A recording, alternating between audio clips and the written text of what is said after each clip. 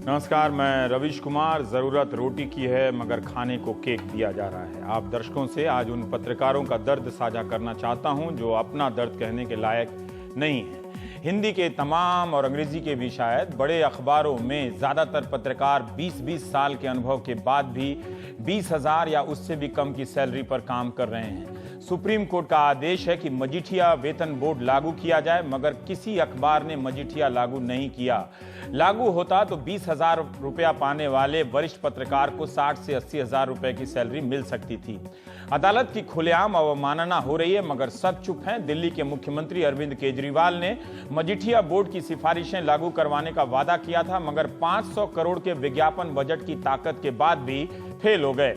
वही नहीं, तमाम मुख्यमंत्री और तमाम पार्टियां फेल हो गई हैं। हो सकता है, लेकिन जिस कारण से बताने का मौका मिला है उसका पहले शुक्रिया अदा करना चाहता हूं। बीजेपी के विजन डॉक्यूमेंट में कहा गया है कि पत्रकारों के लिए सामूहिक बीमा योजना तथा मेडिकेयर की सुविधा दी जाएगी।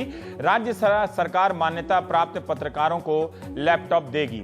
राजस्थान में मुख्यमंत्री रहते हुए अशोक गहलोत 1500 पत्रकारों को लैपटॉप दे चुके हैं। जयपुर, अजमेर में कई सौ पत्रकारों को सस्ती दरों पर जमीन देने की सूची भी निकली थी। उनके कार्यकाल में मामला कोर्ट में है। पत्रकार भी वेतन की जगह क्या क्या ले लेते हैं। आप जिस मीडिया को दिन रात गरियाते हैं उसकी ये हकीकत है। अपनी सैलरी के सवाल से समझौता करता हुआ पत्रकार आपके लिए तटस्थता और नैतिकता का बोझ ढो रहा है। बोझ ढोते ढोते बहुत अच्छा पत्रकार भी 20 साल में 20-25 हजार की तनख्वाह नहीं पा पाता है। शुक्रिया बीजेपी का, उसने अपने विजन डॉक्यूमेंट में लैपटॉप देने का वादा किया है, मजीठिया बोर्ड लागू करवाने का वादा नहीं किया है। बीजेपी का विजन डॉक्यूमेंट आ गया है, उसकी कुछ बातों का मैंने अपनी तरफ से चुनाव किया है। वीआईपी की सुरक्षा के लिए अलग से फोर्स बनेगी ताकि आम जनता की सुरक्षा से समझौता ना हो। प्रमुख शहरों के चौराहों और थाने में सीसीटीवी कैमरे लगाए जाएंगे। महिलाओं के लिए 24 घंटे चलने वाला कंट्रोल रूम बनेगा। आपराधिक, नक्सली और आतंकी घटना में मारे गए लोगों के परिजनों को न्यूनतम 2 लाख रुपया मुआवजा दिया जाएगा। नीतीश कुमार ने अपने 7 सूत्री विजन डॉक्यूमेंट में दावा किया है कि उनके कार्यकाल में बिहार के 39,000 बसावटों में से 36,000 बसावटों में बिजली पहुंचा दी गई है और 2016 तक हर घर में मुफ्त कनेक्शन भी दे देंगे। बीजेपी ने भी अपने विजन डॉक्यूमेंट में कहा है कि 1 साल के भीतर हर गांव, हर घर में बिजली देंगे। खेती के लिए अलग फीडर से बिजली दी जाएगी। नीतीश कुमार का दावा है कि अलग फीडर से किसानों को कनेक्शन दिया जा रहा है। बीजेपी कहती है कि हर साल मैट्रिक और इंटर पास करने वाली 5,000 बालिकाओं को मेरिट के आधार पर स्कूटी देगी। टीवीएस स्कूटी की कीमत 41,500 रुपए है। ये मैं अपनी तरफ से जोड़ रहा हूं। इस लिहाज से सरकार हर साल 21 करोड़ रुपए खर्च करेगी। इंटर और मैट्रिक पास करने वाले मेधावी छात्रों को 50,000 लैपटॉप दिए जाएंगे। सभी दलित और महादलित टोलों में, एक एक व्यक्ति को नहीं, टोलों में एक मुफ्त रंगीन टीवी दिया जाएगा। एक टोला में किसके घर रंगीन टीवी लगेगा, इसी को लेकर सरकार झगड़ा सुलझाती रहेगी। प्रत्येक गरीब परिवार को हर साल 1 जोड़ा धोती, 1 जोड़ी साड़ी दी जाएगी। हरियाणा चुनाव के वक्त जब इंडियन नेशनल लोक दल ने कॉलेज में एडमिशन लेने वाली सभी ग्रामीण क्षेत्र की लड़कियों को स्कूटी देने का वादा किया था, तब काफी मजाक उड़ाया गया था।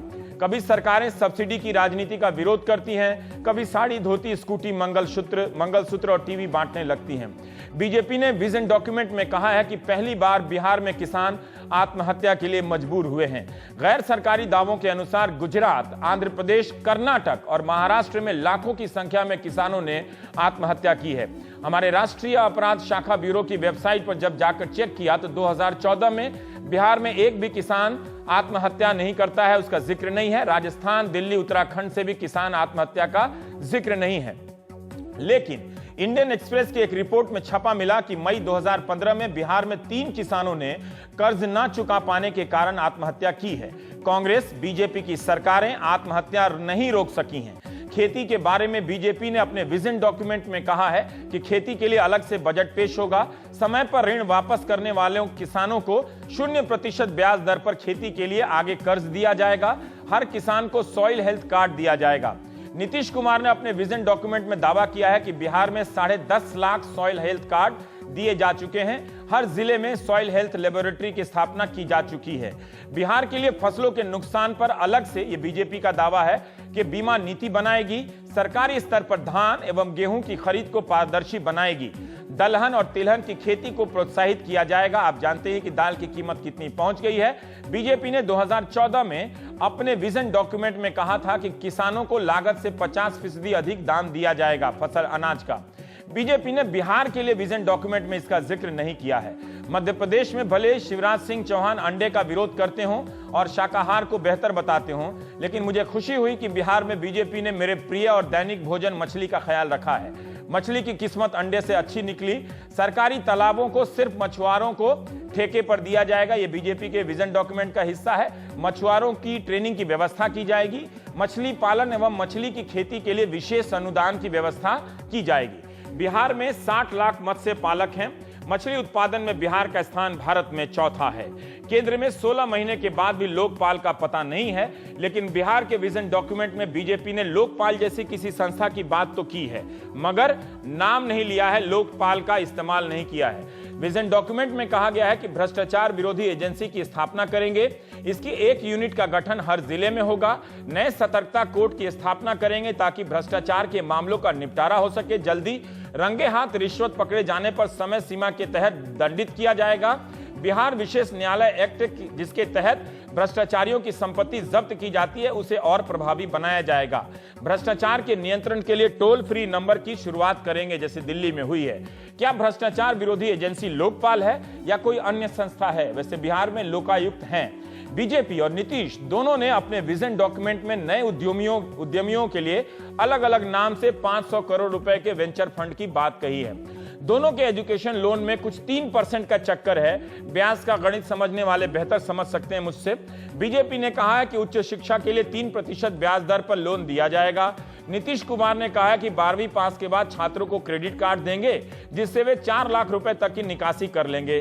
बैंक वाला जो ब्याज लेगा, सरकार उसका 3% अपनी तरफ से भर देगी। नीतीश कुमार ने कहा है कि 5 मेडिकल कॉलेज की स्थापना की जाएगी। बीजेपी ने कहा है कि 4 जिलों में कोचिंग हब की स्थापना की जाएगी।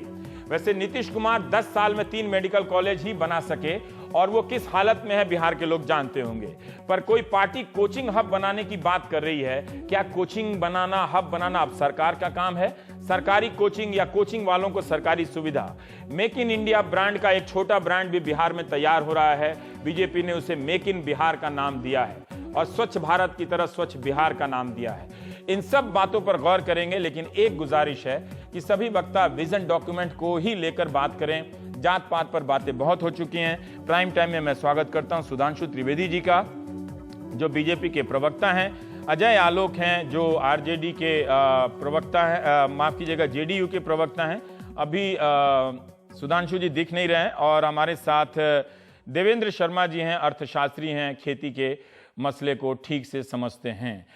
इससे पहले कि सुधांशु जी आ जाएं, देवेंद्र जी, मैं आपका ही पहला कमेंट लेना चाहता हूं कि खेती के लिए अलग से बजट होगा। जो किसान समय पर लोन चुकाएंगे उनको अगला लोन शायद 0% रेट पर दिया जाएगा। क्या ये सब बातें खेती को बेहतर बनाने के लिए हैं? मैं अपने दर्शकों को बता दूं कि काफ़ी विस्तार से है इसमें कि किस तरह से जो मंडियों की जो ज़मीनें हैं, संपत्तियां हैं, उनका भी सरकार अपने विवेक से संपत्ति बनाने में करेगी, वगैरह वगैरह है। देवेंद्र, देखिए, पहले तो रवीश जी, जो विजन डॉक्यूमेंट है वो पढ़ के तो अच्छा लगता है, और दूसरी सरकार का देखें तो दूसरी पार्टी का देखें तो वो भी अच्छा लगता है। तो विजन डॉक्यूमेंट, मैनिफेस्टो सबके अच्छे लगते हैं, लेकिन इसमें से कितना हो पाएगा कितना नहीं हो पाएगा वो हम उसके बारे में सोच लेते हैं। क्योंकि जो भी बात, जैसे आपने पहले कहा है कि जो भी चीजें बताई गई हैं कि आपको साड़ी फ्री मिलेगी, लैपटॉप मिलेंगे या जो भी मिलेगा मेरिट का नाम लगाकर, वो सारा जिसको हम पॉपुलिस्ट मेजर्स कहते हैं। आप देखेंगे जब इलेक्शन हो जाती है तो उसके बाद कहा जाता है कि सब पॉपुलिस्ट तो हो गया, अब इकोनॉमिक मेजर्स पे आएंगे, तो उसमें ये सब बातें खारी हो जाती है। क्योंकि ये एक लॉबी है जो बहुत कहती है कि भाई सब्सिडीज जो है ये बंद की जाएं, और अभी इलेक्शन के टाइम पर कोई उसकी बात नहीं करता। खैर ये बात अलग होगी, लेकिन ये जो सबसे बड़ी बात है वो ये है कि नीतीश कुमार जी से मैंने पूछा था कुछ साल पहले जब वो जीत के आए थे कि क्या कारण था कि आप इतनी थम्पिंग मेजोरिटी से जीत के आए, तो उनका जवाब था कि मैंने साइकिल पर जोर दिया, BMW पे जोर नहीं दिया। और मुझे अच्छा लग रहा है कि सब पार्टियों के मैनिफेस्टो में इस बार साइकिल पे बहुत जोर है, स्कूटी भी शायद उस पर एक और एडिशन हो गया है।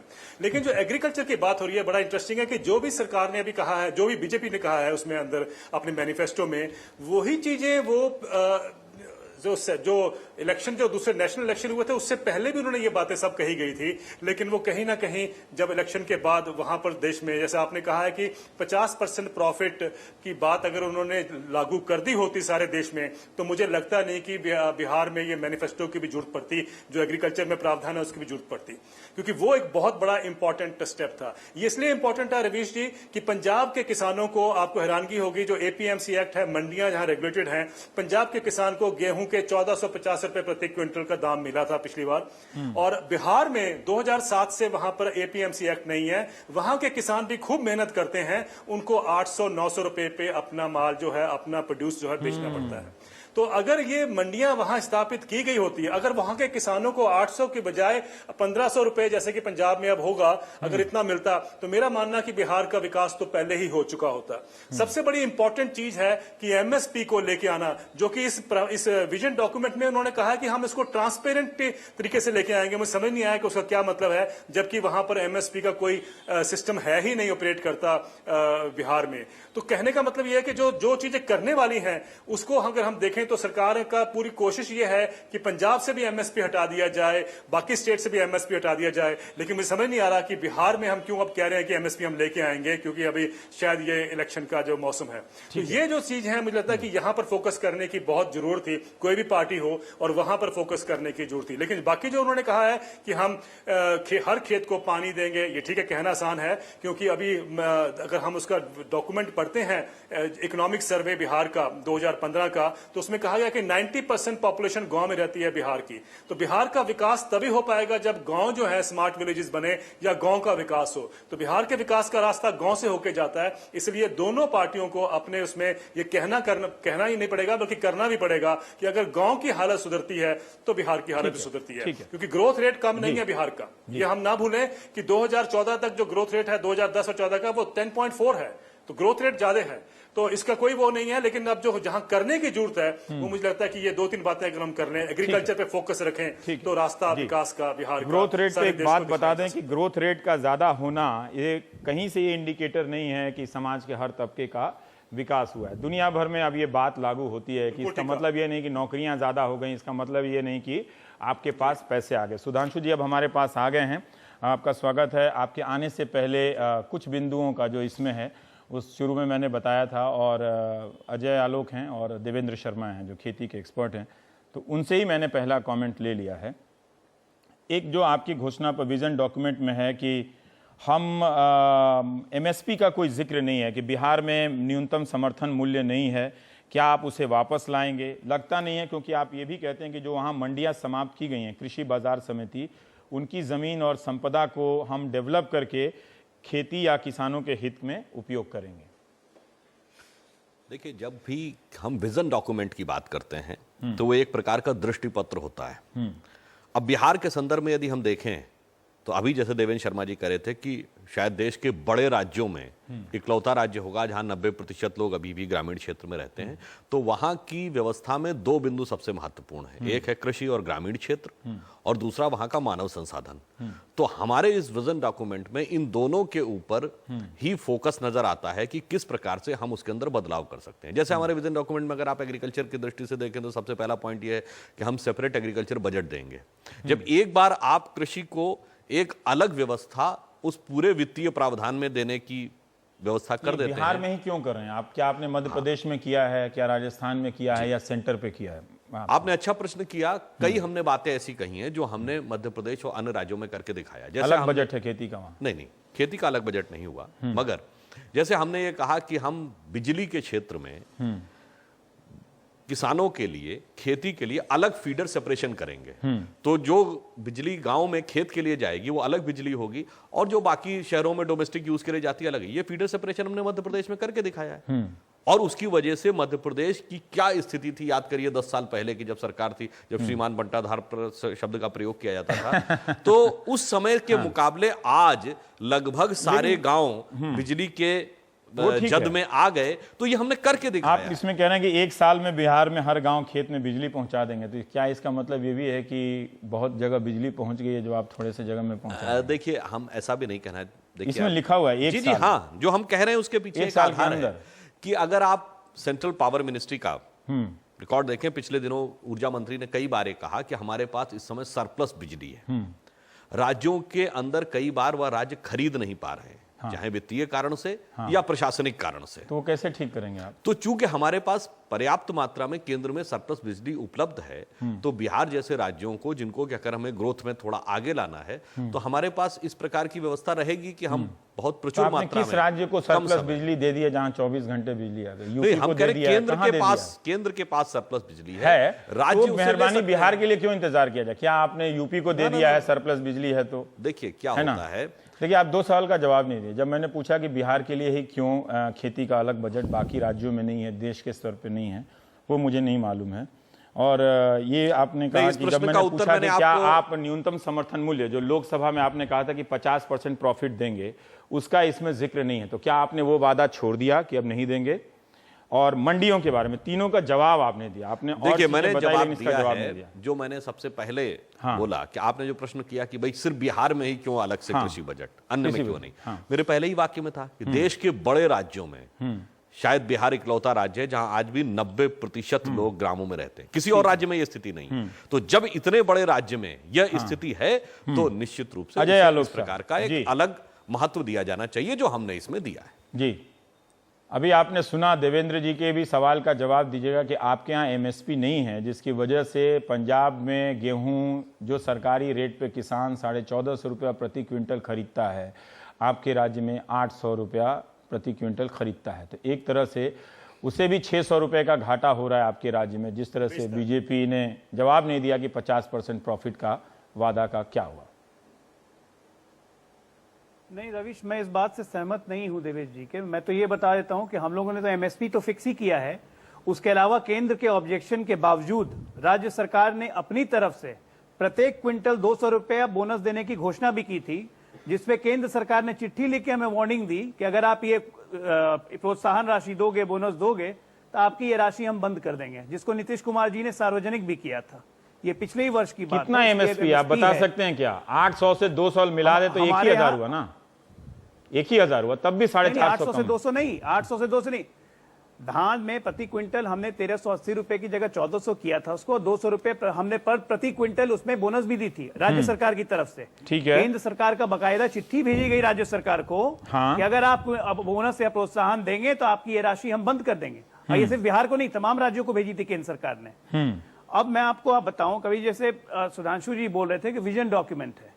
सबसे पहली बात कि इस विजन डॉक्यूमेंट में मैं जा रहा था शुरू से लेकर अंत तक, कुछ चीज नया नहीं है। ये सारी चीजें तो बिहार में पहले से हो रही हैं। जैसे आपने भी बताया कि फीडर स्टेशन की स्थापना पहले हो चुकी है।